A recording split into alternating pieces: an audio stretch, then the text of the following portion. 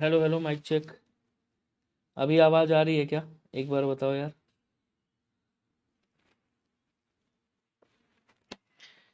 अरे यार, वो जो हमारा टेक्निकल वाला बैठता है वो सब गड़बड़ करके चला गया। अभी आ रही है आवाज? हाँ, वो कमेंट मैंने देखा नहीं। कोई बात नहीं, फिर से स्टार्ट कर देंगे। अभी बहुत ज़्यादा समय नहीं गया है। फिर से स्टार्ट कर देंगे। अभी आ रही है ना आवाज? चलो आ जाओ, चलते हैं पीछे की ओर। ये वाला तो बता ही चुका हूँ मैं। ये ऑफर चल रहा है, 299 का है। दोनों बैचेस आपके मिल रहे हैं, तो यहाँ पे आप ले सकते हो जूनियर असिस्टेंट का मतलब कनिष्ठ सहायक और क्रैश कोर्स दोनों। बाकी ये पूरा बता ही दिया था मैंने। विनय कूपन कोड याद रखना, ये जो कूपन कोड मैंने बताया।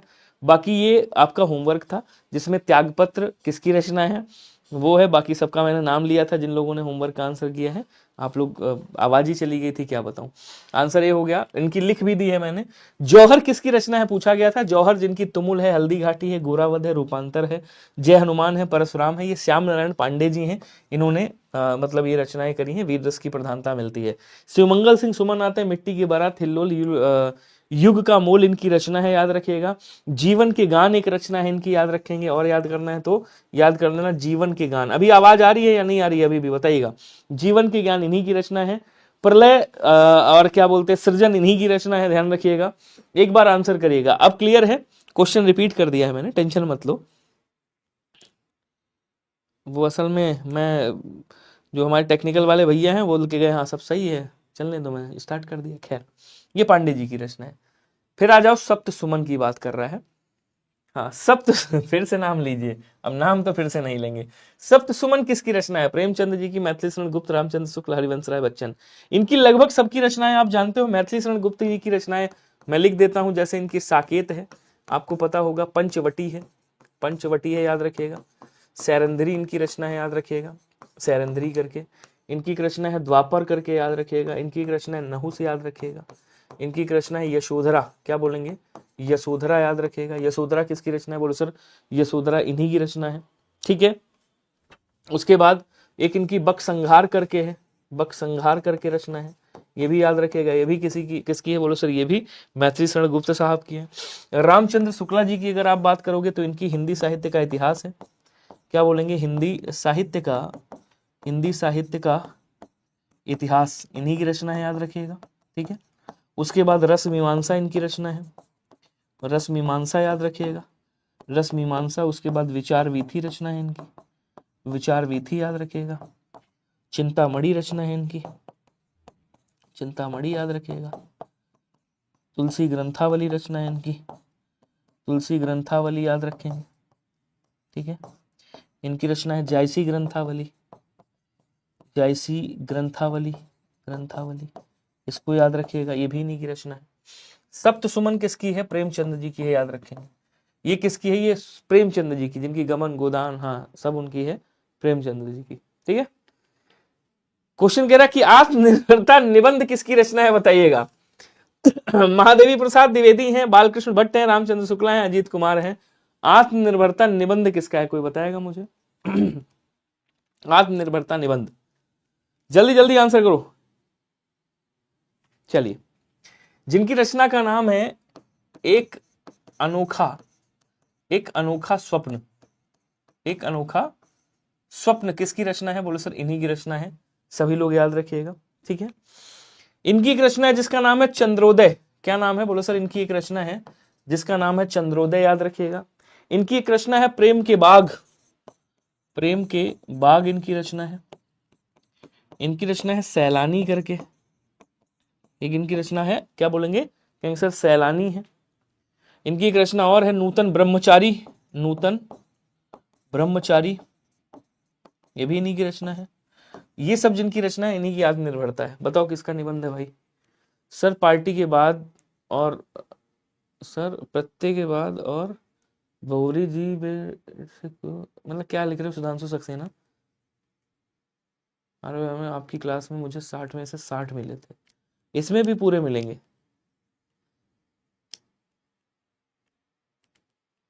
चलिए, नहीं हो पाएगा, और पढ़ना पड़ेगा। ये किसकी? बोलो सर, ये बालकृष्ण भट्ट जी की रचना है। सब किसकी रचनाएं हैं? बालकृष्ण भट्ट जी की रचनाएं हैं। आत्मनिर्भरता किसका निबंध है? बोलो सर, बालकृष्ण भट्ट जी का निबंध है, याद रखिएगा। क्वेश्चन कह रहा चित्रलेखा किसकी रचना है, कोई बताएगा?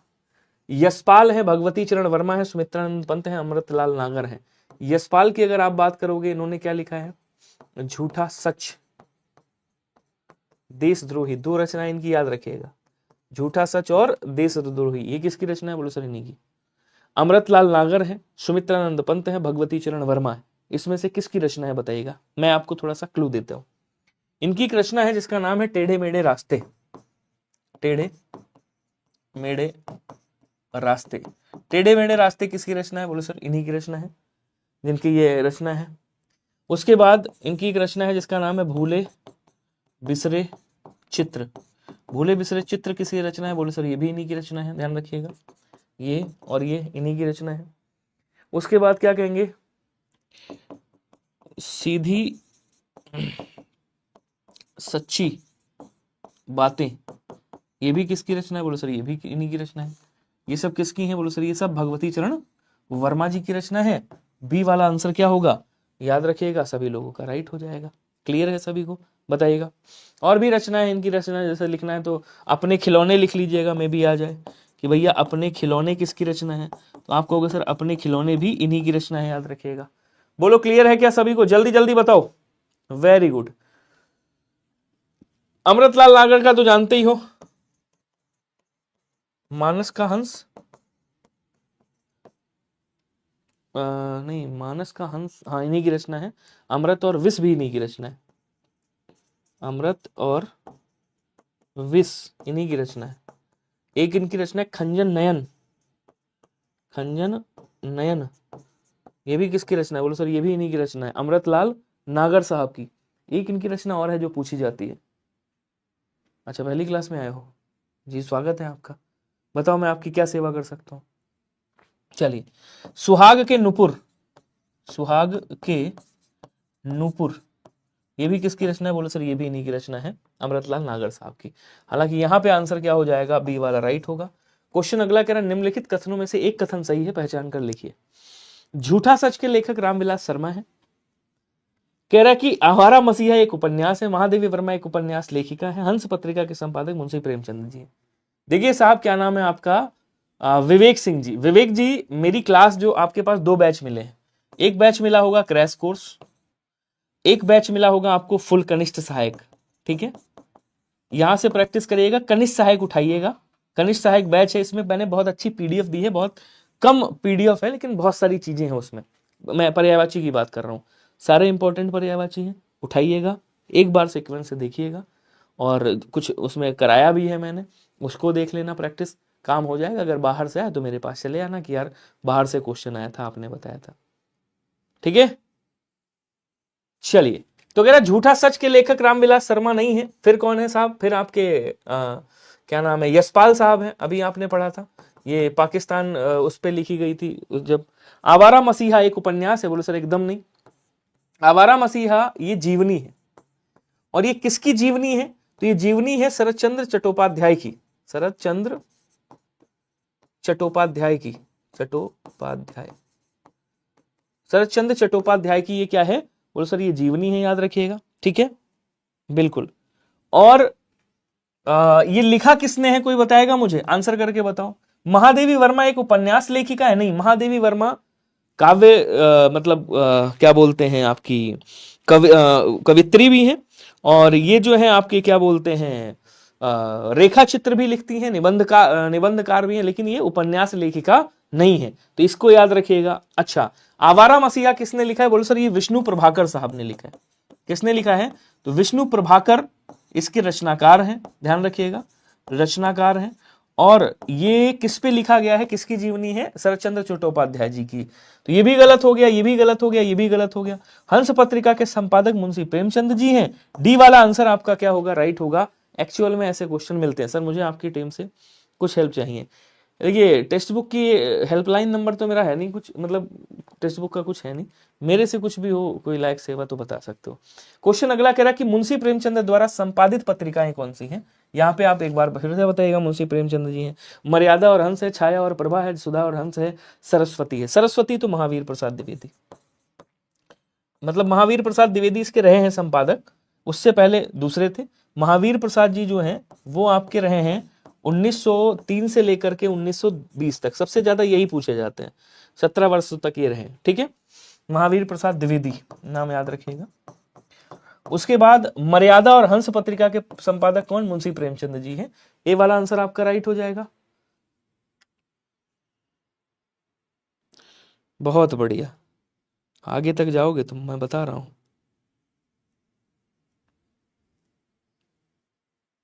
चलो अगला क्वेश्चन देखो क्या कह रहा है, थोड़ा बातें कम पढ़ाई ज्यादा। ईर्ष्या तू न गई मेरे मन से, खूब सुना होगा आपने। ये किसकी रचना है? रामधारी सिंह दिनकर, प्रताप नारायण मिश्र, श्याम सुंदर दास, आचार्य रामचंद्र शुक्ला जी। ईर्ष्या तू न गई मेरे मन से, ये किसकी रचना है? आंसर करेंगे सभी लोग।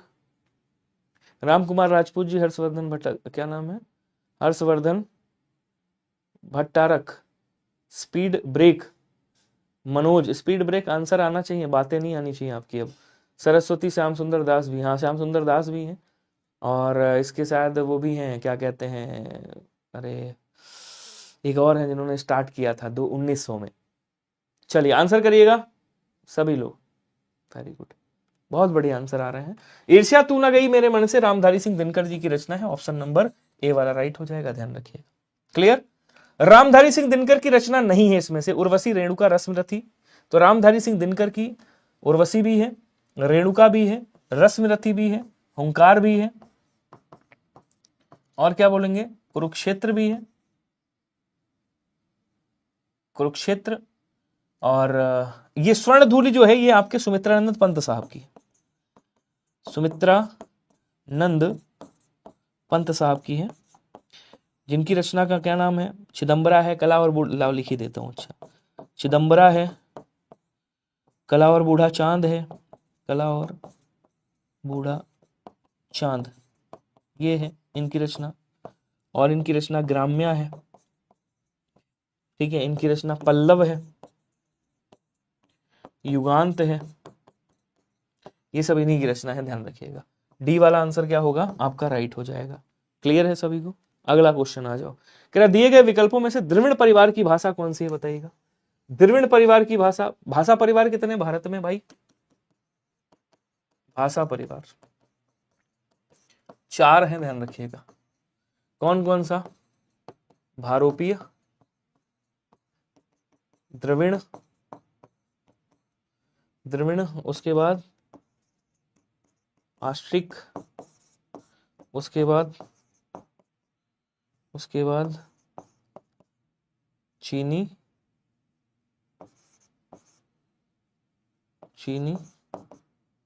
चीनी और तिब्बती। तो जब द्रविड़ में आओगे ना, तो द्रविड़ में आप देखोगे यहाँ पे तमिल, तेलुगु, तुलु, कन्नड़, ये सब इसी में आती है, ठीक है ना। ये सब किस में आती है बोलो सर? इसी में आती है। तो यहाँ पे आप देखोगे ये जो कन्नड़ है ये इसमें आती है द्रविड़ भाषा परिवार में। असमिया है, असमिया, उड़िया और बांग्ला, ये कहाँ से निकली? ये आपकी मागधी अपभ्रंश से निकली, मागधी अपभ्रंश से निकली है। और मागधी अपभ्रंश किस में आता है? ये आपका भारोपी भाषा परिवार में आएगा, भारोपीय भाषा परिवार में आएगा, ठीक है। चलिए आगे बढ़ेंगे।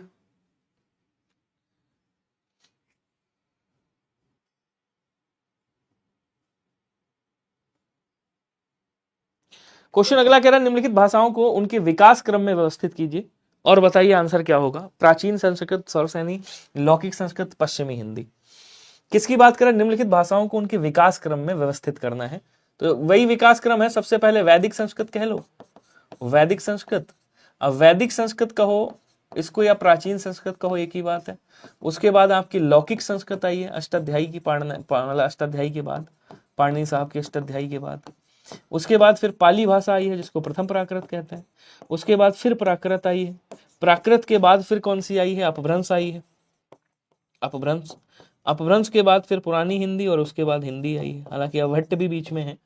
तो पहले नंबर 1 पे प्राचीन, दूसरे पे आपकी लौकिक, तीसरे पे आपकी सौरसेनी और चौथे पे आपकी पश्चिमी हिंदी। ABCD लगा हुआ तो है यार, पहला, दूसरा, तीसरा, चौथा। आंसर आपका बी वाला राइट हो जाएगा। ये सीक्वेंस सही लगा है पत्र लेखन के क्वेश्चन 3 है सूरज सिंह जी। पाली भाषा के सर्वप्रथम व्याकरण कौन माने जाते हैं? बढ़िया क्वेश्चन है, बताइएगा। पाली भाषा के प्रथम व्याकरण कौन माने जाते हैं? पाणिनि साहब ने अष्टाध्यायी लिखा है, ध्यान रखेंगे, अष्टाध्यायी। अच्छा, पाणिनि साहब का एक नाम और है, आपको पता है? अगर आपसे कोई पूछे अपभ्रंश का जनक किसे कहा जाता है, अपभ्रंश का जनक, देखो यहां पे कंफ्यूजन होती है, तो पाणिनि को कहा जाता है। लेकिन यहीं पे अगर आपसे पूछे कि अपभ्रंश का प्रथम कवि किसे कहा जाता है, प्रथम कवि, या फिर अपभ्रंश का वाल्मीकि किसे कहा जाता है, तो आप क्या कहोगे? अपभ्रंश का प्रथम कवि और अपभ्रंश का वाल्मीकि कहा जाता है स्वयंभू को, जिन्होंने पौंग चिरऊ की रचना की है। स्वयंभू, क्या बोलेंगे? आंसर स्वयंभू हो जाएगा। बोलो जुबा केसरी।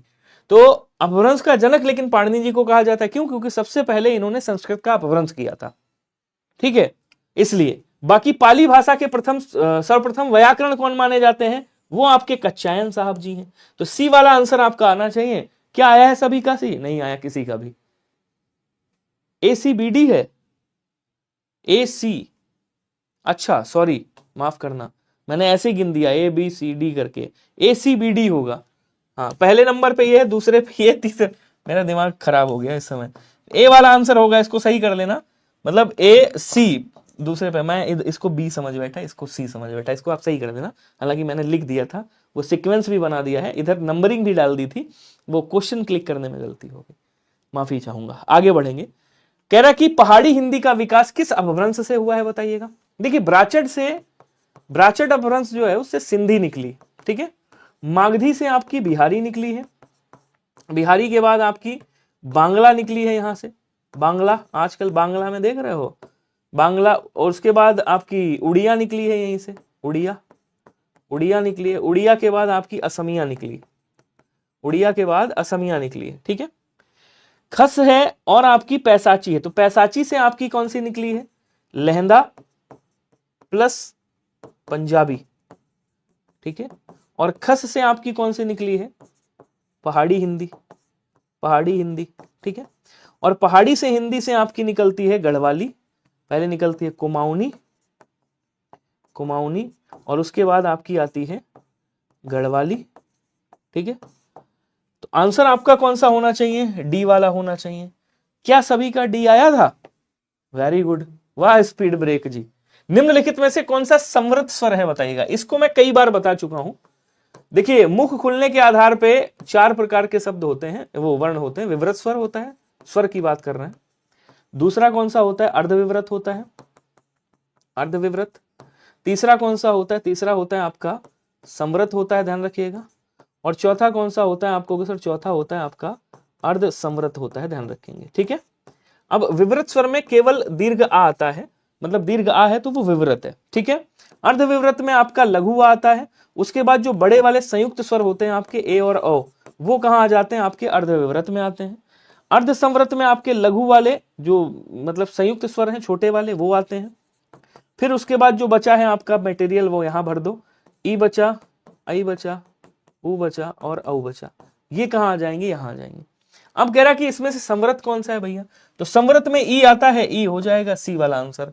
क्या सी आया था सभी का? वेरी गुड जी। क्वेश्चन अगला कह रहा है कि सही कथन चुनिए और बताइए कौन सा आंसर होगा। ये बताओ, मेरी क्लास में मतलब क्वेश्चन का लेवल देख के भाग जाते हैं कई लोग, या फिर मतलब ऐसा कुछ है? मैं देख रहा हूं कि जैसे अभी लोग थे, फिर उसके बाद क्या हुआ, लेवल देखा, जैसे क्वेश्चन का 2-4 क्वेश्चन गलत हुए, भाग गए। तो मेरा उद्देश्य बिल्कुल भी ऐसा नहीं कि आपके क्वेश्चन गलत हो, मेरा उद्देश्य केवल यह है कि आप नए नए चीजें सीखते रहें, क्योंकि पुरानी चीजें आपको ये पता है, नई नई चीजें सीखते रहें, नए क्वेश्चन आएंगे, आपका जो है थोड़ा सा लेवल और बढ़ेगा। और चूंकि जिस तरह से UPSSC पूछ रहा है, वो आप तरीका देख ही रहे हो, सारे स्टैंडर्ड आप देख ही रहे हो, कोई दिक्कत नहीं है। खैर आ जाओ। कह रहा सही कथन चुनिए, वर्णमाला का क्वेश्चन है। या और वा ध्वनियां अर्धस्वर कहलाती हैं, बिल्कुल सही कह रहा है भाई, अर्धस्वर कहलाती हैं। व्यंजन का उच्चारण बिना स्वर की सहायता से हो सकता है क्या? नहीं हो सकता है। अवधेश का विग्रह अवधेश होता है, अवधेश का विग्रह अगर करना है तो अवध प्लस ईस होता है, यानी कि यहां से आ निकलेगा और यहां से दीर्घ ई निकलेगा, दोनों मिलकर के ए बनेंगे, यानी गुण संधि का उदाहरण है ये गलत हो गया। हिंदी में व्यंजनों की संख्या 60 है, नहीं साहब, व्यंजन की संख्या 33 होती है, ये भी गलत हो गया।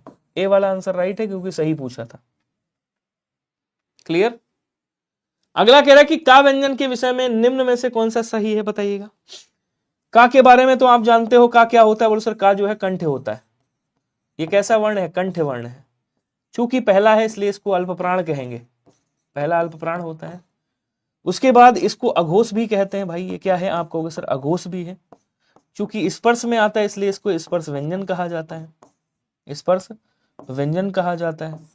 तो कंठ है, अल्पप्राण है, अघोष है, स्पर्श व्यंजन है, वर्गीय वर्ण है, वर्गीय वर्ण है।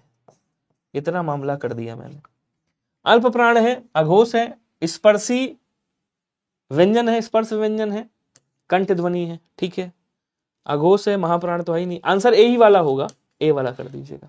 ए आया क्या सभी का, वेरी गुड। अगला क्वेश्चन कह रहा है जीवा की नोक, देखिए ध्यान से पढ़िएगा, अच्छा क्वेश्चन है ये, अभी हाल ही में आया है एग्जाम में किसी। जीवा की नोक जब ऊपर के दांतों की पंक्ति के सामने वाले दांत के ऊपर, नहीं ये पुराना क्वेश्चन है, ये बहुत पुराना क्वेश्चन है, 2018 से पहले आ चुका है यूपीएससी में। जीवा की नोक जब ऊपर के दांतों की पंक्ति के सामने वाले दांत के ऊपर हिस्से के संपर्क में आकर वायु के प्रवाह को अवरुद्ध करती है, ऐसे उच्चारण स्थान को क्या कहते हैं, बताइएगा। जल्दी जल्दी आंसर करो। कह रहा जीवा की नोक जब ऊपर के दांतों की पंक्ति के सामने वाले दांत के ऊपर हिस्से के संपर्क में आए, वायु के प्रवाह को अवरुद्ध करे, वहां क्या होगा, दंत नहीं होगा। देखो कह रहा दांत के ऊपर, दांतों की पंक्ति के सामने वाले दांत के ऊपर के हिस्से में, तो दांत के ऊपर के हिस्से की बात कर रहा है। जैसे आपने बोला ना, आपने बोला ला, आपने बोला रा, आपने बोला सा, तो ये 4 वर्ण होते हैं, इनको वत्सर्य वर्ण कहा जाता है। तो इसका आंसर वत्सर्य होना चाहिए मेरे अकॉर्डिंग। क्या होना चाहिए, वत्सर्य होना चाहिए। क्योंकि हालांकि जो ये बता रहा है जैसे वायु के प्रवाह को अवरुद्ध करती है, दांतों की पंक्ति के सामने वाले दांत के ऊपरी हिस्से के संपर्क में, मतलब मसूड़ों की बात कर रहा है। उससे ऊपर अगर बात करें कि मसूड़ों के भी ऊपर, तो मूर्धन्य हो जाता, मूर्धन्य से ऊपर जाता तो तालु हो जाता, मूर्धन्य से नीचे आता तो वत्सर्य है, वत्सर्य से नीचे आओगे तो दांत हो जाएगा, दंत हो जाएगा। तो यहां पे डी वाला आंसर करिएगा। अगला कह रहा कि डा और ढा ध्वनियां जो हैं उनके विषय में कौन सा कथन शुद्ध है, बताना है आपको कौन सा कथन सही है। देखिए डा और अड़ा की बात कर रहा है। सबसे पहले तो मैं ही बता दूं, इनको क्या कहते हैं, इनको उत्क्षिप्त कहते हैं। उत्क्षिप्त क्या बोलेंगे, इनको उत्क्षिप्त, उत्क्षिप्त व्यंजन कहा जाता है, ठीक है। उसके बाद इनको क्या कहते हैं, इनको विकसित व्यंजन कहते हैं, विकसित व्यंजन कहा जाता है। इनको अतिरिक्त व्यंजन भी कहा जाता है, ध्यान रखिएगा, अतिरिक्त व्यंजन कहा जाता है। उसके बाद इनको द्विगुण व्यंजन भी कहा जाता है, द्विगुण व्यंजन कहते हैं। ध्यान रहे इनको ताड़न जात, ताड़न जात वर्ण भी बोला जाता है, ठीक है।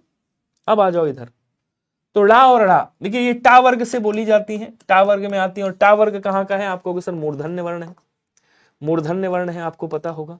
तो ये तालव्य है, कहेंगे कतई नहीं, गलत हो गया। कह रहा कि ये मूर्धन्य उत्क्षिप्त ध्वनियां हैं, बोले सर एकदम सही, करेक्ट बता रहा है। इनका प्रयोग शब्द के आरंभ में कतई नहीं होता है, मध्य में और अंत में होता है, सर्वत्र नहीं किया जाता है। दोनों महाप्राण है, नहीं साहब। ये जो देखो क्या बोलते हैं अड़ा, ये क्या है, ये आपका अल्प प्राण है। ये क्या है, महाप्राण केवल ये वाला है ढा, ठीक है। और ये जो अड़ा है, अड़ा, ये आपका अल्प प्राण माना जाता है, क्योंकि इनकी प्रकृति वैसी होती है डा और ढा की तरह, ठीक है। तो आंसर आपका बी वाला हो जाएगा, बाकी सारे ही गलत है। आरंभ में कतई नहीं आते, गलत पूछा था, इसमें सही पूछा था कौन सा कथन शुद्ध है, तो शुद्ध आपका एक ही कथन है जो यह मैंने लिखा हुआ है, ठीक है। आगे बढ़ेंगे। भवानी शब्द का पुल्लिंग क्या होगा, कोई बताएगा। ये वैसे ही है, मैं बता देता हूं आपको। जैसे कहते कर्ता का स्त्रीलिंग क्या होगा, तो आप कहते हो कर्तरी होगा। दाता का स्त्रीलिंग क्या होता है, तो आप कहते हो सर दाता का दात्री होता है। आपसे पूछता है विधाता का स्त्रीलिंग क्या है, तो आप कहते हो विधाता का विधात्री होता है, ठीक है। आपसे पूछता है अच्छा बताओ धाता का फिर क्या होगा, तो आप कह देते हो धाता का धात्री हो जाएगा। फिर आप पूछने लगते हो भैया भव का क्या होगा, तो आप कहते हो भवानी होगा। भव का क्या है, भवानी हो जाएगा।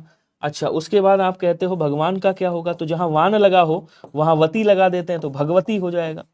अगर आपसे कहता फिर श्रीमान का क्या होगा, तो मैंने कहा मान जहां पे हो वहां पे मती लगा दो, तो श्रीमती हो जाएगा ऐसे, ठीक है ना, भाग्यवान भाग्यवती ऐसे कर देंगे। इसी तरह से भव का भवानी हो जाएगा, भगवान का भगवती हो जाएगा। क्लियर है सभी को, कोई दिक्कत? Very good. अगला क्वेश्चन देखिएगा। निम्न में से कौन सा कथन सत्य नहीं है, जरा बताइएगा, आंसर करेंगे सभी लोग जल्दी से।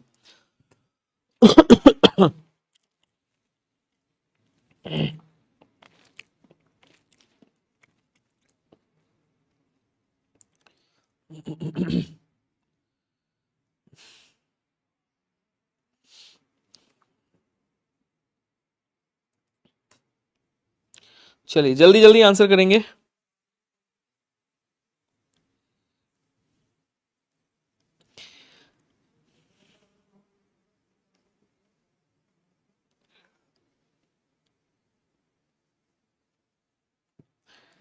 ये जो क्वेश्चन आप बता रहे हो, ये क्वेश्चन ये आया है, उसमें आपका एक एग्जाम है, मैं लिख देता हूं, और ये ऑफिशियल उससे बता रहा हूं। राज्य मंडी क्या बोलते हैं, राज्य मंडी परिषद वाली जो आपका एग्जाम हुआ था, राज्य मंडी परिषद वाला एग्जाम हुआ था, इसकी डेट है आपका 30/5/2019 में हुआ था। 30/5/2019 में ये हुआ था, इसी में आया था। और ऑफिशियल आंसर की मतलब आयोग ने इसका आंसर यही माना है, आयोग के द्वारा यही माना गया था, डी वाला। ठीक है ना, यही डी वाला माना गया था, इसलिए मैं इसको डी वाला ही कर रहा था, और होगा भी डी वाला क्योंकि ये आ चुका है 2019 में। अगला क्वेश्चन देखो क्या कह रहा है। हाँ, संस्कृत में 3 वचन होते हैं, कह रहा है संस्कृत में क्या 3 वचन होते हैं? हिंदी में 2 वचन होते हैं, हिंदी में 2 लिंग होते हैं, संस्कृत में हिंदी की तरह 2 लिंग होते हैं। अब संस्कृत में 3 वचन होते हैं, बोलो सर एकदम सही। कौन कौन सा भाई? एक वचन होता है, द्विवचन होता है, और आपका बहुवचन होता है। ठीक है, हिंदी में 2 ही वचन होते हैं, एक वचन और बहुवचन। तो ये भी सही और ये भी सही। हिंदी में लिंग 2 होते हैं, बिल्कुल सही कह रहा है भाई, एक पुल्लिंग है और एक स्त्रीलिंग है। उसके बाद कह रहा है संस्कृत में हिंदी की तरह 2 लिंग होते हैं। नहीं, संस्कृत में हिंदी की तरह 2 लिंग नहीं होते, संस्कृत में होते हैं 3 लिंग। कौन कौन से? एक होता है स्त्री, एक होता है पुरुष, और एक होता है नपुंसक लिंग। ठीक है, 3 होते हैं। तो आंसर आपका डी वाला राइट होगा, यही सत्य नहीं है। क्लियर? अगला क्वेश्चन कह रहा है कि इनमें से संयुक्त सर्वनाम बताइएगा। जैसे गाना नहीं गाते हो आपको, कोई ना कोई चाहिए, तो कोई ना कोई ये भी संयुक्त बोला जाएगा। ठीक है ना, किसी ना किसी ने तो कहा ही होगा, किसी ना किसी, ये भी आपका संयुक्त में बोला जाएगा। ठीक है, कुछ ना कुछ ये भी आपका संयुक्त में आएगा। बाकी कोई और कुछ ये आपके किस में है? अनिश्चयवाचक सर्वनाम है, अनिश्चयवाचक सर्वनाम है, ये भी अनिश्चयवाचक, लेकिन इसको संयुक्त वाचक में रखेंगे, आप संयुक्त सर्वनाम में रखेंगे। ठीक है, अगला कह रहा है कि निम्नलिखित में से तथ्य कौन सा गलत है, बताइएगा। इसमें ऐसा कौन सा तथ्य है जो गलत है? ध्यान से पढ़िएगा, अच्छा क्वेश्चन है, आंसर बताइएगा। विशेषण से संज्ञा की व्याप्ति परिमित हो जाती है। जी, ये क्वेश्चन एक बार करा चुका हूं, मुझे याद है जहां तक। जिस विकारी शब्द से संज्ञा की व्याप्त मर्यादित होती है उसे विशेषण कहते हैं। प्रयोग की स्थिति के आधार पर अंकित शब्द विशेषण और विशेष्य दोनों है। विशेषण शब्द सदैव विशेष्य के पहले प्रयुक्त होता है और विशेष्य के बाद भी बाद कभी नहीं होता। आ जाओ बताता हूं। विशेषण से संज्ञा की व्याप्त परिमित भी होती है, और विशेष जिस विकारी शब्द से संज्ञा की व्याप्त मर्यादित होती है उसे विशेषण कहते हैं। ये भी क्या है बोल सर? सही है। अच्छा साहब, मतलब ये इसी का है। अच्छा जी, बहुत बढ़िया। कह रहा अंकित शब्द क्या है? आ जाओ बताता हूं। आपने कहा अंकित कलुआ है, नहीं सुंदर है। अंकित क्या है बोले सर? सुंदर है। दूसरा अंकित चिन्ह, अंकित चिन्ह, अंकित चिन्ह। अब ये चिन्ह क्या है? विशेष है। ठीक है, और इसकी विशेषता क्या बता रहा है कि ये अंकित है, मतलब ये अंकित क्या हो गया? विशेषण हो गया। ठीक है, लेकिन आपने कहा यहां पे अंकित सुंदर है, तो अंकित क्या है? यहां देखो संज्ञा है, विशेष्य हो गया। ठीक है, और सुंदर क्या बन गया? ये विशेषण बन गया। ये तो बात सही कह रहा है यार। ये अंकित जो है, जैसे पांडु नहीं आया था, पांडु जो है विशेष्य भी है और विशेषण भी है, इसलिए अंकित क्या है? विशेष्य भी है और विशेषण दोनों है। बिल्कुल सही है, परफेक्ट है, कोई दिक्कत नहीं।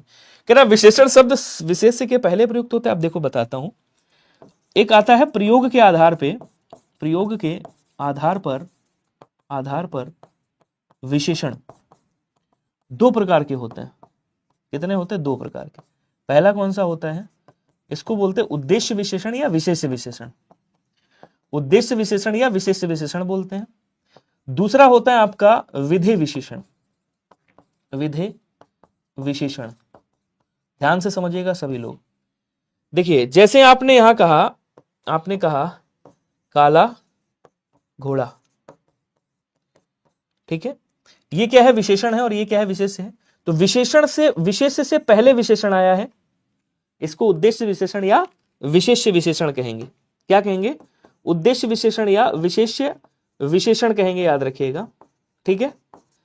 क्योंकि ये क्यों कहेंगे इसको? क्योंकि ये विशेष्य से पहले आया।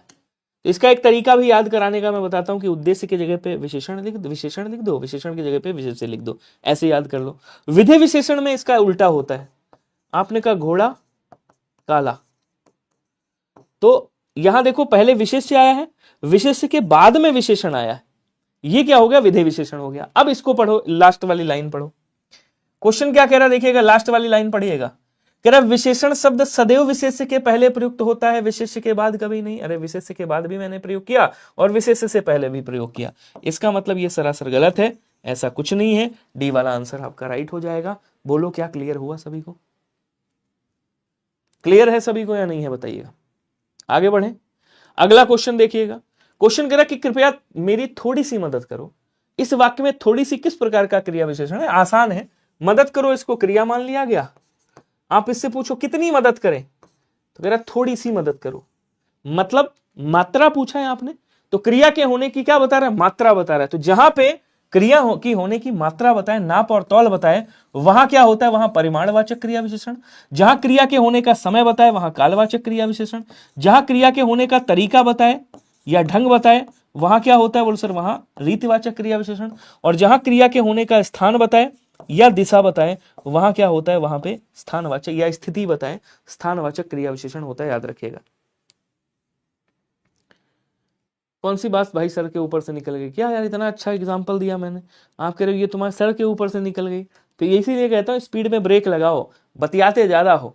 सरकार ने अंशतः प्रतिपूर्ति की है, आपको बताना है इसमें कौन सा आंसर होगा। अब देखो प्रतिपूर्ति की, ये क्या हो गई? क्रिया हो गई। ये क्या है? क्रिया है। अब इससे आपने फिर पूछा भैया कितनी प्रतिपूर्ति की? भाई पूर्ति की, आपने पूछा कितनी पूर्ति की, तो ये कह रहा अंशतः पूर्ति की। आपने पूछा कितनी, ये बता रहा है अंशतः। आपने ये तो पूछा ना कितनी, ये बता रहा है अंशतः।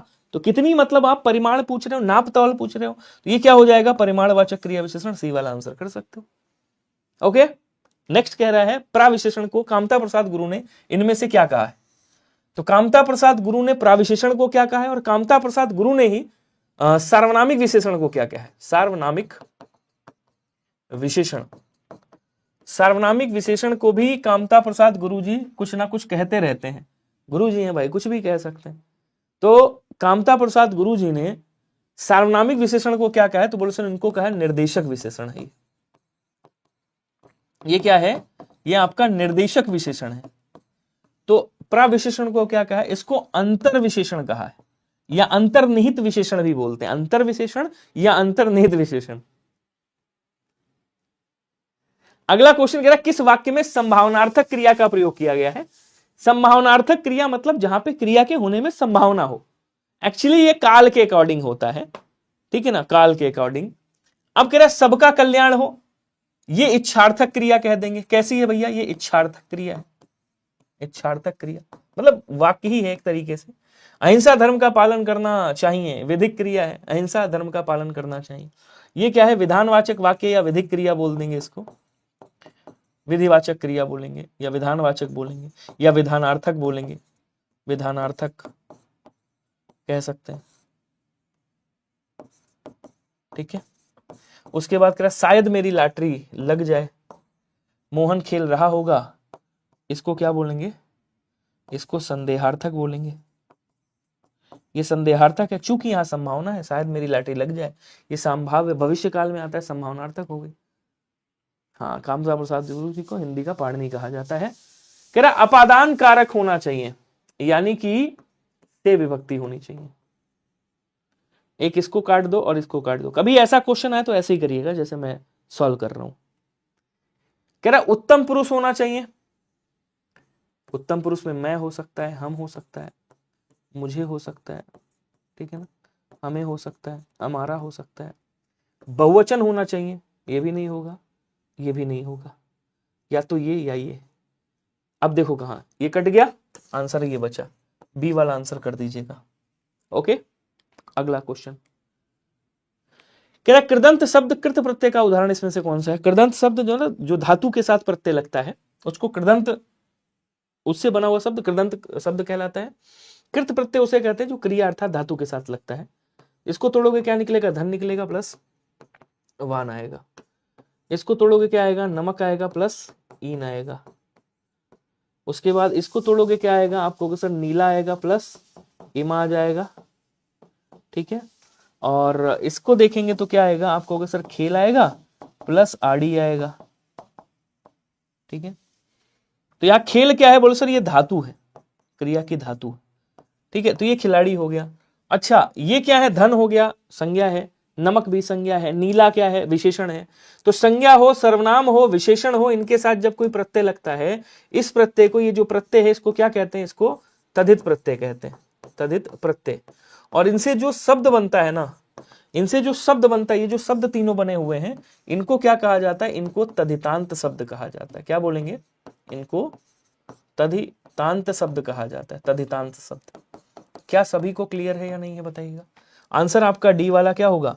राइट हो जाएगा। क्लियर है सभी को? Very good. अगला क्वेश्चन कह रहा है सीता सखियों सहित पुष्प वाटिका गई, वाक्य में रेखांकित अव्यय का प्रकार बताइए। समुच्चय बोधक, क्रिया विशेषण या फिर संबंध बोधक? पहले तो एक तरीका आपको बताता हूं। तरीका ये है, मैंने आपको बताया भी था कि मान लो इधर क्या है? संज्ञा। देखिए ऐसे पहले लिख देता हूं, संज्ञा या सर्वनाम के बीच में अगर कोई अव्यय शब्द आता है, और इधर भी क्या है? अव्यय, इधर भी बीच में अव्यय है, इधर भी क्या है? संज्ञा है या सर्वनाम में से कोई एक है, ठीक है। तो इस अव्यय को क्या कहेंगे? इस अव्यय को हम संबंध बोधक अव्यय कहते हैं। ये हो गई पहली बात। दूसरी बात, ऐसे शब्द भी आपको मिल सकते हैं, के साथ, से पहले, से पहले, के पीछे, के पीछे, ऐसे शब्द मिल सकते हैं। ये हो गई दूसरी बात। अब थोड़ा सा मैं समुच्चय बोधक के बारे में आपको बताता हूं। आज जो ज्यादा एक्सप्लेन हो रहा है मुझे लगता है। समुच्चय बोधक, समुच्चय बोधक अव्यय की अगर आप बात करोगे, अव्यय तो प्रयोग के आधार पे, ऐसे लिख देता हूं, वो माफ करना, संबंध बोधक की बात कर रहा हूं। प्रयोग के आधार पे, प्रयोग के आधार पर, आधार पर संबंध बोधक अव्यय के कितने प्रकार होते हैं? तो आपको सर दो प्रकार होते हैं। पहला कौन सा होता है? अनुबद्ध, अनुबद्ध संबंध बोधक अव्यय, ठीक है। और दूसरा होता है संबद्ध संबंध बोधक अव्यय, संबद्ध संबंध बोधक अव्यय। अगर ज्यादा कठिन बनाएगा तो ऐसे बना सकते हैं। अब जैसे संबद्ध जो संबद्ध जो संबंध बोधक अव्यय होता है उसमें ऐसे शब्द आएंगे, के साथ, से पहले, ऐसे शब्द मिलेंगे आपको, से पहले, कि ये इसके बाद खुली हुई विभक्ति लगी होगी। लेकिन अनुबद्ध संबंध बोधक में ऐसा नहीं होता। अनुबद्ध संबंध बोधक में क्या होता है? जो सामने वाली संज्ञा होगी ना, अव्यय के सामने वाली संज्ञा, बताता हूं। जैसे आपने कहा ये क्या है? ये संबंध बोधक अव्यय। तो अव्यय के जो सामने वाली संज्ञा, जैसे आपने कहा सखी, तो यहां पे सखी होना चाहिए था, लेकिन इसने क्या किया? यो लगा दिया, यहां सखियों कर दिया। मतलब जो सामने वाली जो ये संज्ञा है, इसका रूप विकृत कर दिया जाता है, परिवर्तित कर दिया जाता है। या आप यूं कहें कि संज्ञा के साथ में, जो संज्ञा या सर्वनाम प्रयोग हुआ है उसके साथ में विभक्ति जोड़ दी जाती है संश्लिष्ट होकर के। तो वहां क्या बनता है? बोले सर ऐसे में इसको, जो ये वाला जो आपका अव्यय है, इसको हम अनुबद्ध संबंध बोधक अव्यय कहते हैं। ये ध्यान रखिएगा। क्लियर है? समझ में आया? आंसर क्या हो जाएगा? आंसर सी वाला राइट होगा, ध्यान रखेंगे। अगला कह रहा कौन सा शब्द अनीक का पर्यायवाची है? कोई बताएगा? अर्जुन, सेना, अग्नि, घोड़ा। जल्दी जल्दी आंसर करेंगे। अर्जुन को क्या कहा जाता है? बोले सर अर्जुन को धनंजय कहा जाता है, इनको सहस्रार्जुन कहा जाता है, सहस्रार्जुन, ध्यान रखिएगा, ठीक है। इनको कौंतेय कहा जाता है, इनको पार्थ कहा जाता है, इनको कर्णारी कहा जाता है, कर्णारी, इनको वृहनलला कहा जाता है, वृहनलला बोलेंगे, ठीक है ना। और क्या बोलेंगे, कहेंगे सर धनंजय, शस्त्र, सहस्त्रार्जुन, कौन्तेय, पार्थ, और इनको गांडीवधारी कहा जाता है, गांडीवधारी याद रखिएगा। इनको सव्यसाची भी बोलते हैं, सव्यसाची, सव्यसाची बोलते हैं। इनको गुडाकेश भी कहा जाता है, गुडाकेश, क्योंकि ये रात को जाग लेते हैं, ठीक है। उसके बाद आता है आपका अग्नि का। अग्नि को क्या कहते हैं, तो आ जाओ इसको भी फोड़म फाड़ी कर देता हूं। अग्नि को कृषाणु बोलते हैं, अभी आगे से हट जाऊंगा, देख लेना। पावक बोलते हैं, अग्नि को हुतासन कहा जाता है। अच्छा, अग्नि को भी धनंजय कहते हैं, अग्नि को भी क्या कहते हैं, अग्नि को भी धनंजय कहा जाता है, याद रखिएगा। इसको वैश्वानर कहा जाता है, वैश्वानर, वैश्वानर बोलते हैं। इसको रोहितासो कहा जाता है, रोहितासो बोलते हैं। वायु सखा भी बोलते हैं, वायु सखा। अनल भी कहा जाता है, आपको पता होगा इसलिए लिखा नहीं मैंने, ठीक है। घोड़ा का लिखना है क्या, लाओ लिख देता हूं। घोड़ा को है कहा जाता है, वाजी कहते हैं इसको। बाजीगर, वो बाजीगर सुना होगा, बाजी भी कहते हैं। इसको तुरंग कहा जाता है, तुरंग बोलेंगे। अश्व बोलेंगे, अश्व कहा जाता है। घोटक कहा जाता है, घोटक। और इसको रवि सुत भी आप कह सकते हो, क्या कह सकते हो, रवि सुत। अब इधर आ जाओ। अनीक किसका है, बोलो सर ये सेना का पर्यायवाची है, ये दल का पर्यायवाची है, ये चमू का पर्यायवाची है, ये कटक का पर्यायवाची है। किसका है, कटक का पर्यायवाची है। ये वाहिनी का पर्यायवाची है, याद रखिएगा, वाहिनी का पर्यायवाची है। और अनीकिनी कहा जाता है, अनीकिनी, अनीकिनी बोलेंगे। और क्या बोलेंगे, इसको एक नाम और दिया जाता है, लश्कर बोलेंगे, लश्कर कहा जाता है। इसको फौज भी कहा जाता है, फौज। ये सब सेना के पर्यायवाची हैं। आंसर आपका बी वाला क्या होगा, राइट हो जाएगा। क्लियर है, देख लो, चाहे स्क्रीनशॉट ले लो, कोई दिक्कत नहीं, पीडीएफ में दे दूंगा आपको ऐसी। जिसका उपचार ना हो सके उसे क्या कहा जाता है, बताइएगा। समय हो गया है या अभी है, समय अभी है। जिसका उपचार ना हो सके उसे क्या कहते हैं, दुसाह, दुसाह बोलते हैं। असाध्य बोलेंगे, श्रम साध्य बोलेंगे, साधनहीन। श्रम साध्य बोलते हैं किसको, जो श्रम के को, मतलब श्रम से साध्य हो सके, जो मतलब ऐसा काम जो श्रम के द्वारा किया जाता है उसे श्रम साध्य कहते हैं। असाध्य का मतलब होता है जिसका उपचार नहीं हो सकता, उसे असाध्य बोलेंगे। या ऐसा काम जो नहीं किया जा सकता उसको भी असाध्य बोलते हैं। गुड इवनिंग लॉयल गर्ल जी। चौकड़ी भूल जाना, मुहावरे का अर्थ बता दो जल्दी से, स्पीड, थोड़ा सा स्पीड बढ़ा दो। चौकड़ी भूल जाना, मुहावरे का अर्थ क्या होता है, बुद्धि काम में लाना, मूर्खता ना दिखाना, घबरा जाना या कभी ना आना। आपसे कह रहा है चौकड़ी भूलना, मुहावरे का अर्थ क्या होगा। आंसर करेंगे सभी लोग, लास्ट में बताइएगा कैसा सेशन लगा है, कैसे क्वेश्चन थे। सी वाला आंसर राइट होगा। क्वेश्चन कह रहा है निम्नलिखित में से संयुक्त वाक्य का चयन करना है और बताना है संयुक्त वाक्य कौन सा है। तो संयुक्त वाक्य में दो उपवाक्यों के बीच में या दो क्रियाओं के बीच में और किंतु, परंतु, तत्, अथवा, इसलिए ऐसे शब्द मिलेंगे। कह रहा है आप बताएं कि आपकी समस्या क्या है। ऐसा क्वेश्चन किस में आता है, मिश्र वाक्य में आता है, ठीक है। उसके बाद कह रहा मैं तुम्हारे साथ व्यापार करना चाहता हूं, बीच में कोई और किंतु, परंतु, तथा, एवं नहीं आया है। एक उद्देश्य, बाकी एक विधेय है। इसको क्या बोलेंगे, कहेंगे सर इसको सरल वाक्य बोला जाता है। उसके बाद कह रहा परिश्रम करके सफलता प्राप्त होती है, ये भी सरल वाक्य है। उसने खाया और सो गया, ये कैसा है, संयुक्त वाक्य। आंसर आपका ऑप्शन नंबर सी वाला क्या होगा, राइट हो जाएगा, ध्यान रखिएगा। क्वेश्चन अगला कह रहा ओहो, निम्नलिखित विकल्पों में से कौन सा विकल्प कार्यालय आदेश से संबंधित नहीं है। ये भाई साहब कह रहे थे कि, कौन कह रहा था, पूछ रहा था कि उसके क्वेश्चन लाए हैं नहीं लाए हैं, पत्र लेखन के। अब पत्र लेखन के क्वेश्चन डेली मिलेंगे, कसम खाई थी ना कल, प्रॉमिस करी थी आपसे, डेली बेसिस में मिलेंगे। आंसर करो सभी लोग जल्दी जल्दी। क्वेश्चन क्या कह रहा है देखिएगा, कह रहा है कि निम्नलिखित में से कौन सा विकल्प कार्यालय आदेश से संबंधित नहीं है। अब मैं पढ़ता हूं, इस प्रकार के पत्र आदेशात्मक होते हैं। कार्यालय आदेश की बात कर रहा है, जब यहां पे आदेश लिखा है उसको फोकस मद्देनजर रखते हुए पढ़िएगा। इस प्रकार के पत्र आदेशात्मक होते हैं तथा सदैव वरिष्ठ द्वारा कनिष्ठ को लिखे जाते हैं। ये राजभाषा अथवा वैकल्पिक राजभाषा में लिखे जाते हैं तथा इसमें अन्य पुरुष शैली का प्रयोग किया जाता है। यह सदैव राष्ट्रपति या राज्यपाल के नाम से जारी होते हैं। इसका उल्लंघन करने वाले कार्मिकों पर अनुशासनात्मक दंडात्मक कार्रवाई की जा सकती है। यह है कार्यालय आदेश। कभी कभी क्या होता है, जब आप कार्यालय में जाओगे जूनियर असिस्टेंट बन के, तो आप ही को टाइप करना पड़ेगा कार्यालय आदेश। मान लो आप अच्छे विभाग में, बड़े विभाग में, मुख्यालय में लखनऊ में पहुंच गए, तो आपको एक टाइप करना पड़ेगा, कभी कोई आदेश निकलेगा। जैसे अभी कोरोना फिर से आ गया है, तो इसके लिए भी कोई आदेश निकलेगा स्वास्थ्य विभाग में कई जगहों पे। तो कार्यालय आदेश अपने कार्यालय में ही भेजा जाता है लोगों के प्रति, मतलब जो कर्मचारी हैं उनके लिए, या फिर जो छोटे कार्यालय, मतलब मुख्यालय से, मुख्य कार्यालय से जो छोटे कार्यालय उनको भेजा जाता है आदेश के रूप में। तो इस प्रकार के पत्र आदेशात्मक होते हैं तथा सदैव वरिष्ठ द्वारा कनिष्ठ को लिखे जाते हैं, मतलब बड़े के द्वारा छोटे को। कहें सही बात है। ये राजभाषा अथवा वैकल्पिक राजभाषा में लिखे जाते हैं तथा इसमें अन्य पुरुष शैली का प्रयोग किया जाता है। जितने भी अर्धशासकी को छोड़ के जितने भी शासकीय पत्र हैं वो सब अन्य पुरुष शैली में लिखे जाते हैं और सब के सब राजभाषा या वैकल्पिक भाषा में ही लिखे जाते हैं, याद रखिएगा। बोलो सर ये भी स्टेटमेंट कैसा है? आप कहोगे सर सही है साहब। अब कह रहे यह सदैव राष्ट्रपति या राज्यपाल के नाम से जारी होता है? नहीं, राष्ट्रपति और राज्यपाल के नाम पे जो जारी होता है वो गजट में जारी होता है। किस में जारी होता है? गजट में जारी होता है, गजट में। और वो अधिसूचना के रूप में जाता है। वो किस में जाता है? तो वो अधिसूचना के रूप में जाता है, याद रखिएगा। अब देखो अगला क्या कह रहा है? कह रहा है इसका उल्लंघन करने वाले कार्मिकों पर अनुशासनात्मक दंडात्मक कार्रवाई की जा सकती है। तो की जा सकती है, बिल्कुल की जा सकती है। अगर ये वहां पे मतलब उनका उद्देश्य है कि अगर इसको कोई अनदेखा करेगा, जो भी आदेश है, या इसका कोई उल्लंघन करेगा, तो कुछ ना कुछ नियम बनाए जाते हैं कि इस पे आप पे अनुशासनात्मक या दंडात्मक कार्रवाई की जाएगी। चलिए आगे बढ़ेंगे। तो ये सारी चीजें आपकी सही हो गई। ये भी सही, ये भी सही, ये भी सही, ये वाला गलत है। क्वेश्चन अगला कह रहा है कि प्रतिवेदन जानते हो? प्रतिवेदन से संबंधित भिन्न विकल्प का चयन करना है, आपको बताना है क्या होगा। तो जो लोग पेड बैच में है मेरे, उनको बता दूं, जाकर के ये क्या कहते हैं आपका, ये पूरा मैंने पत्र लेखन वाला बहुत अच्छे से एक एक एग्जाम्पल के साथ एक एक पूरा अच्छे से समझाया हुआ है, उसको जरूर देख लेना जो पेड में है।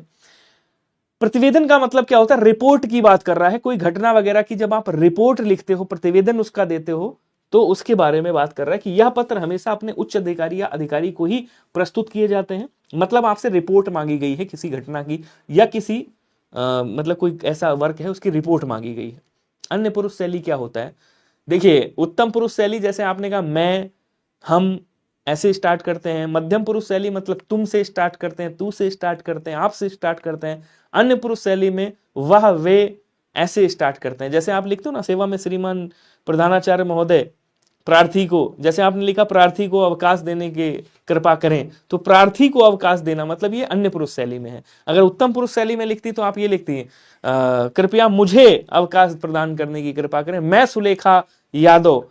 तो मैं वाला यहाँ पे शासकीय पत्र में नहीं चलता, यहाँ रिक्वेस्टेड चलता है और अन्य पुरुष शैली होता है। खैर आगे आ जाओ। यह पत्र हमेशा अपने उच्च अधिकारी या अधिकारी को ही प्रस्तुत किए जाते हैं। बोले सर एकदम सही है, प्रतिवेदन है, रिपोर्ट है, रिपोर्ट हमेशा कनिष्ठ वरिष्ठ को भेजता है। अच्छा, इस पत्र में संपूर्ण जानकारियों का क्रमिक रूप में लिखा जाता है। मतलब जितनी भी जानकारियां आप दे रहे हो रिपोर्ट में, जितनी भी आप प्रतिवेदित कर रहे हो वहां पे, वो सब बाकायदा सीक्वेंस में होनी चाहिए। अगर ग्राफ है तो बाकायदा 1 2 3 करके आपको ग्राफ में, या 1 2 3 करके आपको जानकारी उसमें लिखनी है। जो भी घटनाएं हैं उनको क्रम वाइज लिखना है।